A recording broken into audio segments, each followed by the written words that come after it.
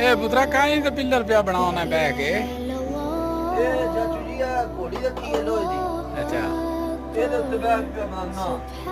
ਸ਼ਾਵੇ ਦੇ ਆਚਰ ਪਾਸੇ ਦਵਾਰ ਜਿਹੜੀ ਆ ਦਵਾਰ ਸਾਡੀ ਪਲਸਤਰ ਹੋਈ ਹੈ ਖਾਓ ਨਾ ਦਵਾਰ ਪਲਸਤਰ ਕਹਿੰਦੇ ਸਾਡੀ ਕੋਈ ਨਹੀਂ ਸੀ। ਅੱਛਾ ਇਹ ਘੋੜੀ ਰੱਖੀ ਹੈ ਇਸ ਘੋੜੀ ਤੇ ਮੈਂ ਸਾਡਾ ਨਾਮ ਨੇ ਪੂਰਾ ਹੋ ਜਾਏਗਾ।